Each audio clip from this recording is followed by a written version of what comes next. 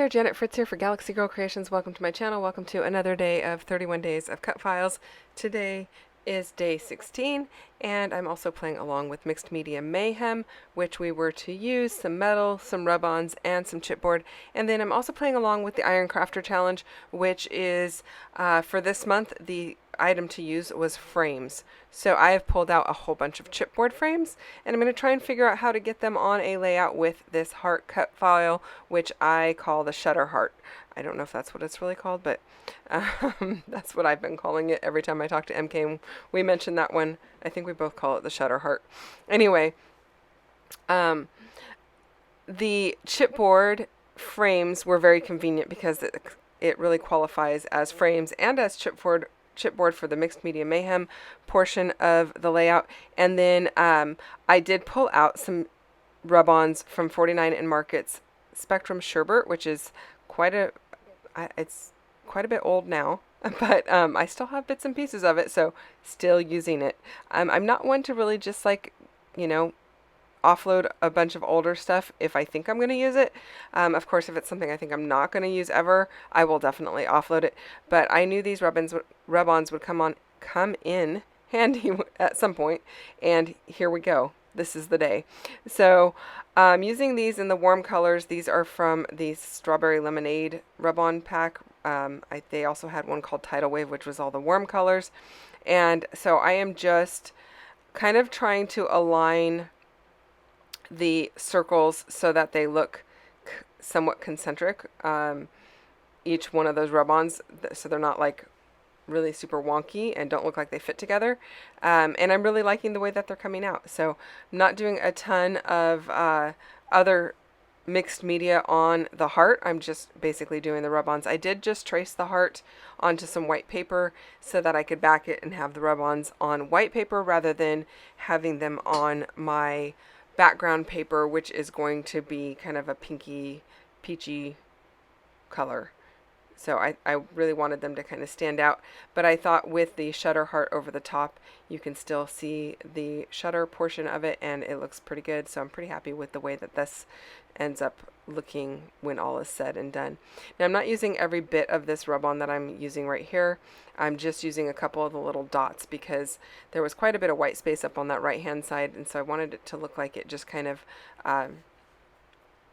burst out and there was some more splatter. And then I am going to ink everything up with some black soot distress ink, not everything, just the cut file, so that it's going to really make the heart stand out. And I really like it because my frames have a lot of black on them, and so I thought it pulls in the frames very well. I also like it because it makes the heart stand out, of course, and pop right off of that mixed media that or the rub-ons that I've put down behind. And I also like it because it just kind of brings everything together.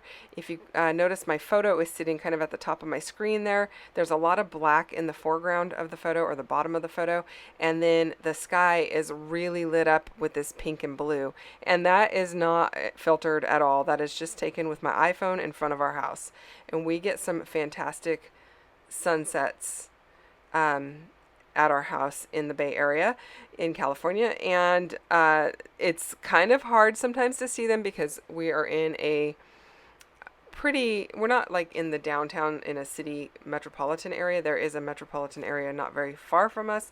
It's just we're more in the suburbs, but there's a lot of houses, and then there's power lines and trees and all of that, so you don't really get a very good clean shot of it.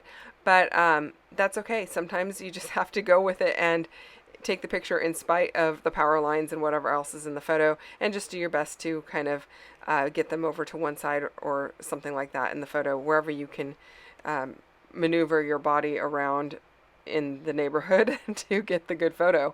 And that's all I did. I just went in front of our house, and rather than taking it from behind our house or something like that, where you would have more home in the foreground or something like that, that's, moving around. It's important when you're taking a photo and knowing kind of what you're looking for.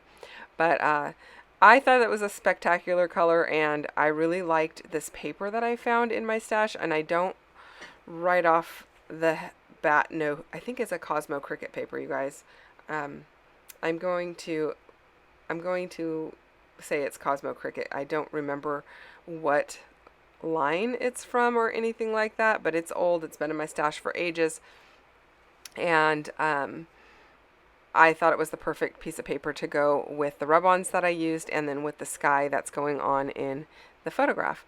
So now I'm going to have my photos all coming in off the edges of the pages, versus I did play with putting them underneath the photo and underneath the shutter heart, but I like them coming in off the edge of the page, kind of making a frame, if you will, a frame of frames.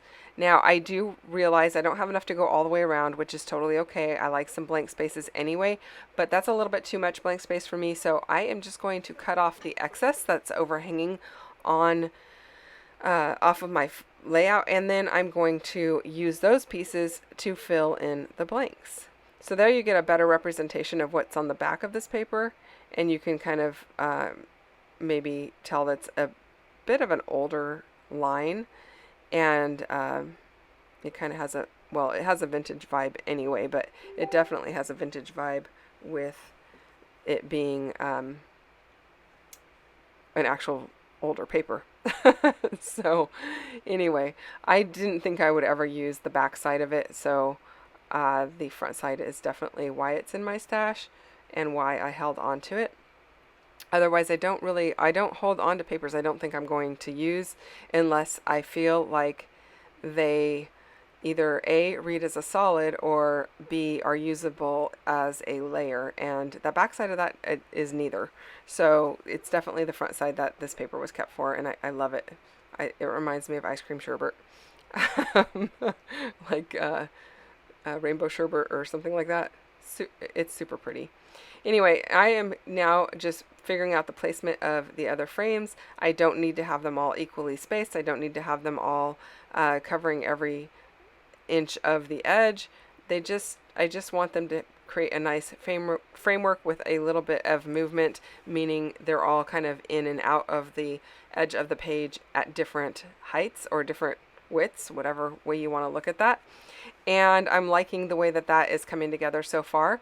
Now I am going to pull out some more rub-ons to put inside of some of those frames, and I think that's going to look really cool. So chipboard, rub-ons, and metal. So that's what the recipe was for Mixed Media Mayhem. So I also need to pull out some metal. I think I'm going to pull out some brads, and I also have this metal piece that says World on it that I think I'm going to use. It's just to the right of the layout there. And I think that's going to be part of my title. Now I'm just trying to figure out if I'm going to put my photo over the heart or under the heart. And I think I end up going with it over the heart, and then I am using some foam to pop everything up because there are these two little frame pieces that I had left over that I'm going to tuck under just to be able to write the date on them and where the photo was taken, so that, you know, in 30 years I'll remember. I mean, I don't think I would ever forget that it's in front of our house, but you never know. And then, you know, down the road, if my kids go through the album or whatever, they will know also. And, you know, I don't expect them to keep every layout. This is not one I would ever expect my family to hold on to because it probably doesn't mean a whole lot to them. But for me, it does. It means something to me because at some point we are not going to live in this house. You know, when we are able to retire and move, we will no longer be here, even though this is the street I've lived on since I was a year and a half old. So I probably won't forget, but maybe somebody else in my family might want the remembrance of this in the album. So I did pull out a gold word. I don't know where that's from. I don't know that it's actually the thicker brand. It might be Pink Fresh brand, but it just says beautiful. And then I'm going to hang that little charm that says World underneath because that's my title, Beautiful World. And then I am using more of the rub-ons inside the frames. Now I'm not going to do rub-ons in every single frame because that would kind of defeat the purpose of having some of that white space. I'm going to leave some of that white space white, and it's just going to, that's what it's going to be. White space doesn't really bother me. I know that some people really struggle with white space. It doesn't bother me at all. I feel like it's a great place for your eye to just rest and